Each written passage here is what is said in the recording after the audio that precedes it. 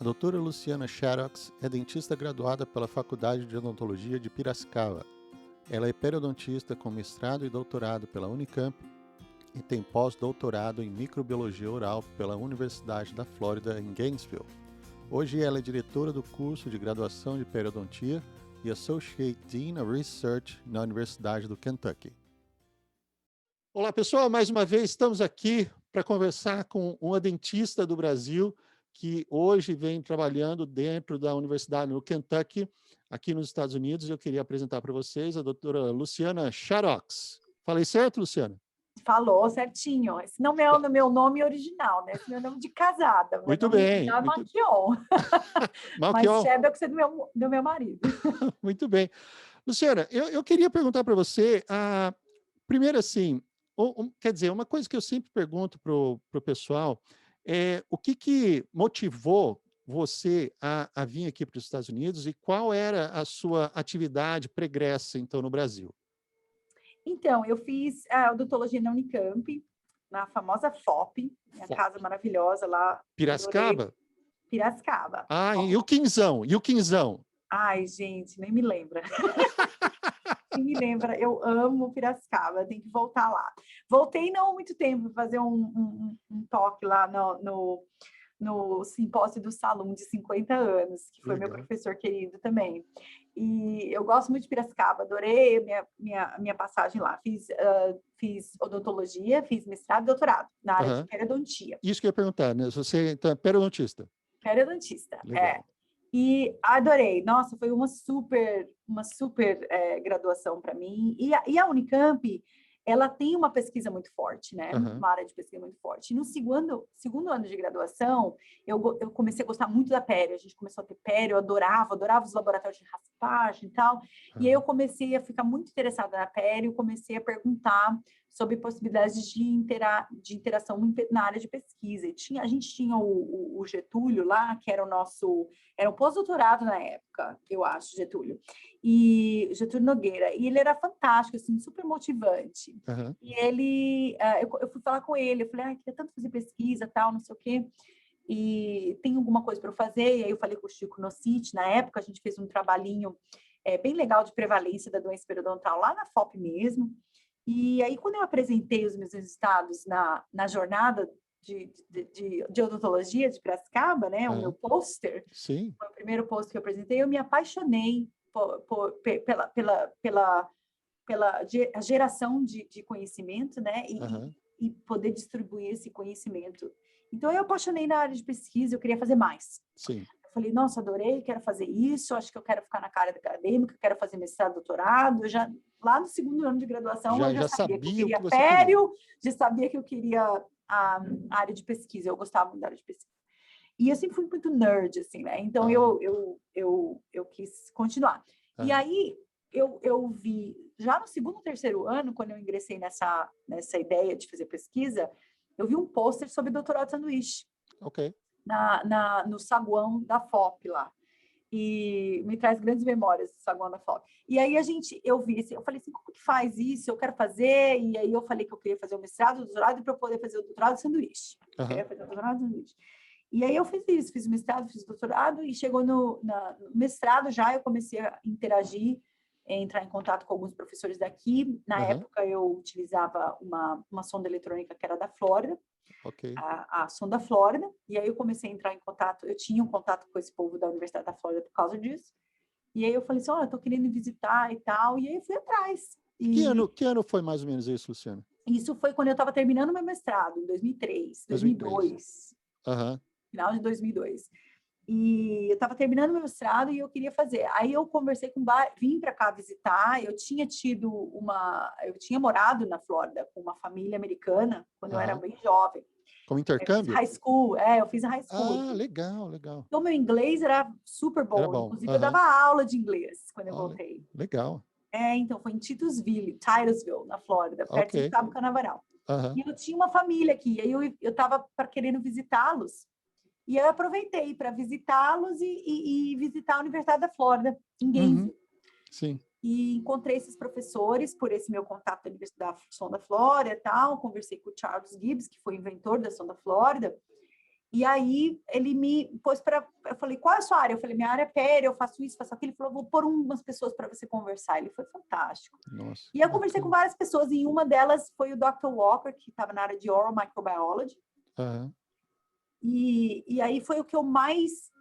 foi a pessoa que mais associou a minha área de pesquisa, que foi a Oral Microbiology. Porque eu falei, nossa, eu tenho umas amostras de placa dos meus pacientes de mestrado, será que eu podia fazer uma tecnologia nova para sequenciamento de bugs, né, de bactéria aqui? Aí ele falou, eu falei, eu gostaria muito de fazer isso. Ele falou, vamos conversando e tal, não sei o quê. Aí eu continuei trocando e-mail com ele, eu falei, olha, eu gostaria de fazer isso, gostaria de usar essa tecnologia que você tem aí, que você me contou, para fazer o sequenciamento dessas amostras que eu tenho dos meus pacientes de mestrado. E aí a gente foi conversando, e eu vim fazer o doutorado de sanduíche com ele, na Universidade da Flórida, com esse Oral Microbiologist. E aí, nisso, eu fiz o doutorado, 1 ano de doutorado de sanduíche. Eu gostava muito da parte clínica, então eu ajudava na clínica, na cobertura dos alunos de pério, eu adorava, né, fazer isso. Então, eu fiz o meu pezinho lá com a área clínica, o pessoal gostou muito de mim lá. E aí eu voltei para fazer o doutorado de sanduíche, ele me convidou para fazer o doutorado, o pós-doutorado com ele. O pós-doutorado, ok. Aí eu quis fazer, eu falei assim, ele falou, quais são as suas perspectivas de futuro, né? Eu falei que eu não tinha nada em vista ainda, era terminar meu doutorado e procurar emprego. Ele falou, sim, tem vontade de fazer pesquisa, continuar na pesquisa? Eu falei, nossa, adoraria. Aí ele falou, então eu volto a fazer pós-doutorado comigo nessa área aqui. Nossa, aí eu voltei, fiquei mais 1 ano com ele, e aí abriu uma vaga na Pério. Quando eu estava 1 ano com ele, já abriu uma vaga na Pério, eu apliquei, e ele estava no comitê lá, e pôs uma good word para mim lá, porque a gente se dava muito bem, eu mostrei um trabalho bom, né? E eu adorava o povo da clínica, eu já conhecia o povo da Pério, porque eu queria ter o meu lado clínico desenvolvido. Mas você chegou a trabalhar em consultório no Brasil? Acredito que não. Você terminou a faculdade e já emendou no mestrado? Eu cheguei a trabalhar porque a gente precisa se sustentar, né? É bom, é verdade. Então, eu comecei a trabalhar logo que eu me graduei, na graduação, na graduação mesmo, eu graduei em 2001. Eu comecei a trabalhar, eu trabalhava na clínica de Piracicaba, a Odontoclinic. Eu trabalhava 2 vezes durante o meu mestrado. Eu fazia um bico na Odontoclinic de Piracicaba e na Odontoclínica de Campinas, porque a gente precisa sustentar, né? É bom, é verdade. E eu dava aula de inglês também à noite. Também, ainda mais. Aula de inglês à noite. Então, eu trabalhava à noite dando aula de inglês, 2 vezes por semana, 3 vezes por semana dando aula de inglês, 2 vezes por semana na Odontoclinic, das 5 às 8, eu acho. E no fim de semana eu trabalhava na Odontoclínica de Campinas. E aí eu comecei, depois de 1 ano de mestrado, já eu fazia mais pério, né? Porque eu falava que o povo gostava de pério, eles me punham para fazer pério. Sim. E aí eu comecei eu fazia um bico em 2 tipos de consultório particular, um na sexta-feira e um no sábado, de uma colega minha, que abriu um consultório e precisava de pério, e uma perto onde minha mãe morava, que ela falou que eu fazia pério, eu fazia lá sexta e sábado. Então eu trabalhei em consultório fazendo assim, e durante o mestrado, aquela loucura. Uma correria. Continuei, fiz tudo durante o mestrado e doutorado. E você, poxa, você então teve esse contato? Como é que foi o seu encontro com a odontologia aqui nos Estados Unidos em termos de procedimento, tecnologia, equipamento? Como é que foi isso para você? Primeiro foi bem diferente, né? Porque até os números dos dentes eram diferentes. Tudo diferente. Nossa, então eu tive que reaprender os números dos dentes. É verdade. Né? Você sabe como eu estou falando aí. E então foi muito legal por isso, porque eu tive que reaprender algumas coisas, reaprender os nomes de, por exemplo, fármacos mais comuns aqui. A gente tem que meio que reaprender. Os genéricos é a mesma coisa, mas às vezes os nomes são diferentes. Então, eu tive que reaprender algumas coisas aqui. Foi o challenge que eu tive, mas eu comecei, quando eu estava só aqui nos Estados Unidos, durante o meu doutorado, sanduíche e pós-doutorado, eu só estava cobrindo clínica da graduação.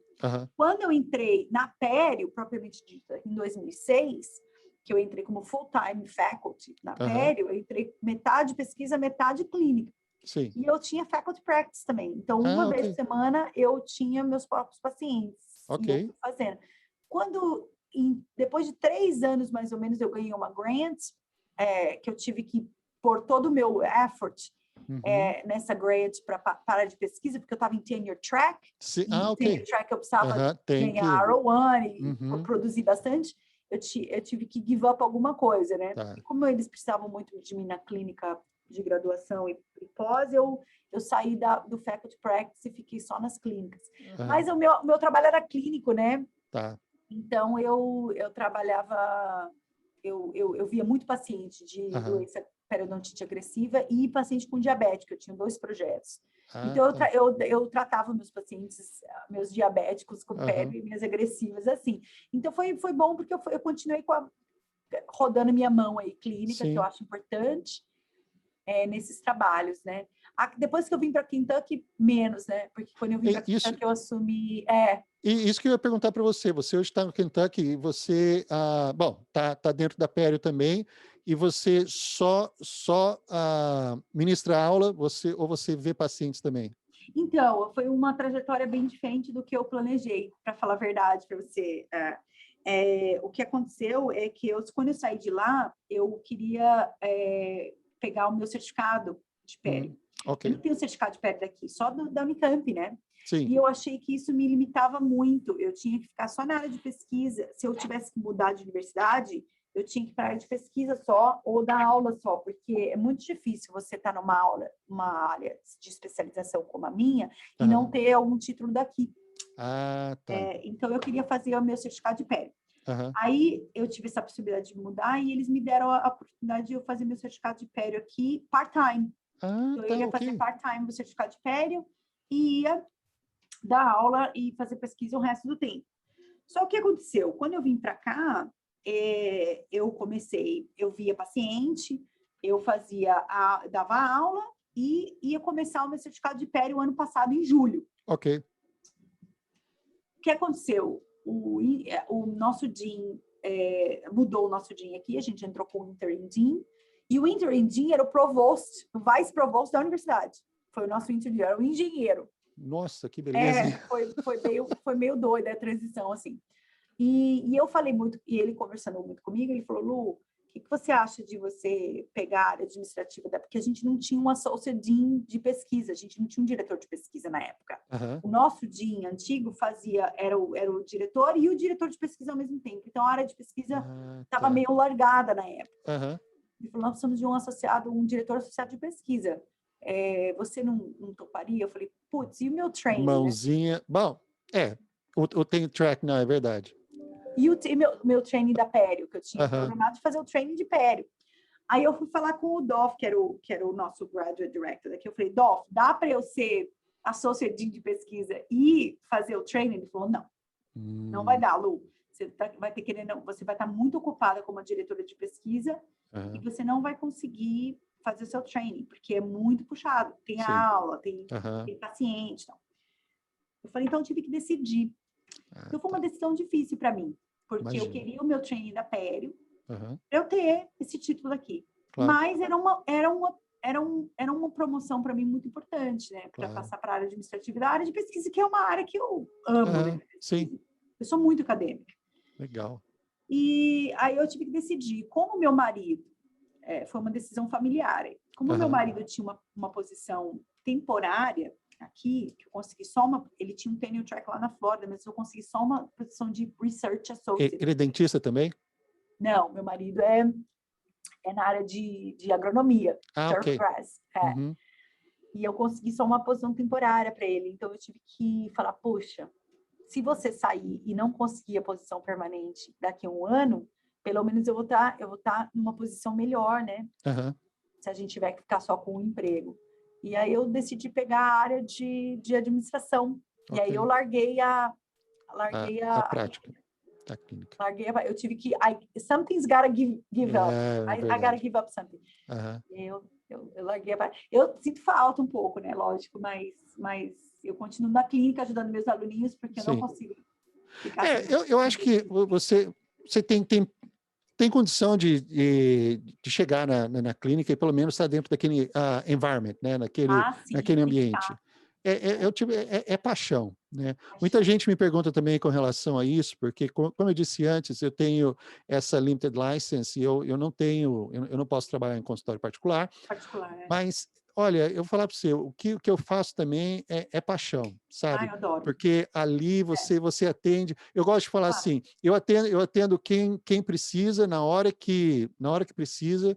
claro. Ele chega lá com abscesso, com dor, e ele sai de lá, se não sem o dente, às vezes, quando precisa de uma extração, mas pelo menos sai medicado, ou com uma pupotomia feita, pelo menos Claro, indicado, orientado, para dali para frente resolver. certo, Então, olha, é. é Ah, paixão. E eu acho que o fato de você ter esse bug do research, né, da pesquisa dentro de você, você está, então, eu acredito que no no lugar lugar certo. Eu vim por certo. causa da pesquisa. Sim, Eu vim porque eu gostava da pesquisa e eu queria e eu achava que aqui eu tinha mais possibilidades de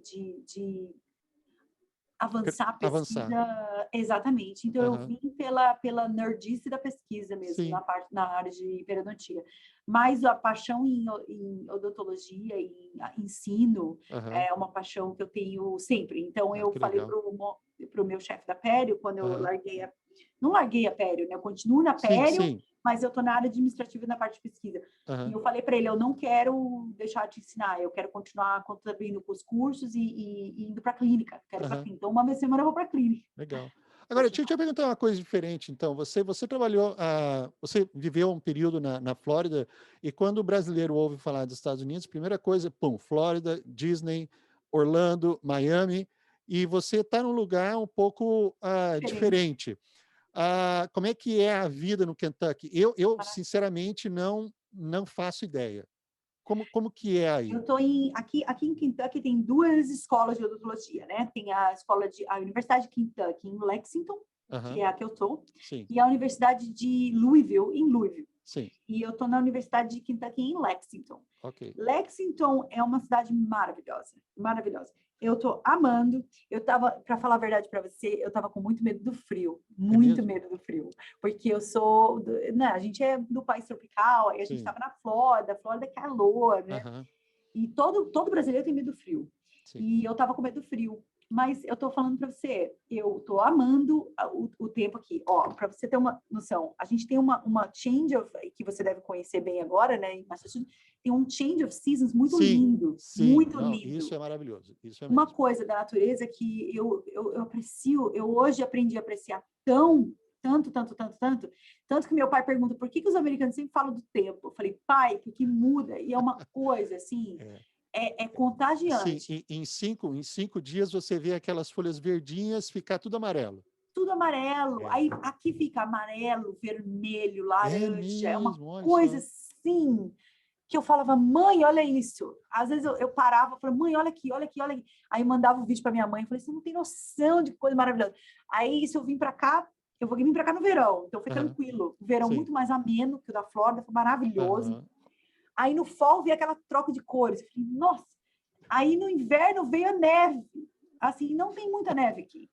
Então É isso é legal. frio, fica Aham, frio, as sim. árvores caem, parece filme de terror, né? É, né? Aquelas árvores sem nada. Mas as crianças, eu tenho dois filhos pequenos. Aham. Nossa, a gente fazia slide na Se neve e tal. diverte, né? É. Foi uma coisa assim nova para mim, assim, eu virei quase uma criança. Que legal. Slide com eles na neve, brincando na Aham, neve. Hoje, por exemplo, para você ter uma noção, tá aqui, a gente está entrando no verão agora. isso. Tá 11 graus agora lá fora. Não, desculpa, 17 graus, Aham. tava 11 graus de Tá, manhã, tá igual 17 aqui. graus aqui, mas tá um tempo maravilhoso, um sol maravilhoso, olha lá. Olha isso. Um Ah, sol maravilhoso. É maravilhoso andar na rua, porque é aquele ventinho gostoso, um sol maravilhoso, um céu azul sem e o nuvem. contato dos americanos do Kentucky, como que é? Então, outra coisa que eu me preocupei, né? Porque Aham, meu marido, eu sou casada com um americano. sim. Ele é americano e ele é de Oklahoma. Então, Ok. bem redneck, bem americano mesmo. Você anda armada também ou não? Não chega tanto, mas ele cresceu um farm, assim, ele é bem redneck. Aham, E quando eu falei para ele, porque ele sabe que eu sou assim, bem extravagante, né? Falou aham, alto, tal, não sei o quê. E aí ele falou, Lúcia, tem que tomar cuidado indo para Kentucky. Aí eu morrendo de medo. É um estado republicano, aham. as pessoas. Então, eu estava com muito medo de vir para cá. Não só do frio, né? Que Sim, agora eu já não mas tenho mais desse medo. impacto, né? Mas, assim, vão me achar louca, né? Eu vou ser processada por assédio sexual, porque eu abraço todo mundo, né? E esse negócio de, né? E para mim não tem diferença, né? Para mim puta, a gente é um povo muito light, né? Aham. Então, mas não, eu achei tranquilo, eu fiz amizade e tal, a gente fala muito sobre racial disparities, agora tá, Aham. você sabe que tá uma Sim. coisa, tem muito sobre LGBTQT, né? Aham. Sim, sim. Gender Aham. differences, racial disparities, e inclusion and diversity, e, eu acho que eu estou em todos os comitês que você pode imaginar, Olha. de Unity Committee, não sei o que você falar, Aham. primeiro para entender melhor, né? Sim. Qual o problema, né? Porque a gente não tem isso, né? Eu sinto que a gente não tem isso. Para mim, a gente pode ter. Então, eu estou tentando entender o problema melhor e como ajudar a gente a passar por isso. Então, foi muito eye-opening para mim, Legal. algumas discussões que a gente Aham. teve. E eu estou aprendendo muito sobre Existem isso. brasileiros aí em Lexington também, dentro da universidade? Então, a gente acha, né? A gente se Acho. acha. A gente se acha, cara, brasileiro se acha, mas tem uma comunidade de brasileiros em Lex no Facebook. Aham. Tem a minha postdoc brasileira veio para cá comigo. Eu tenho outra agora aqui.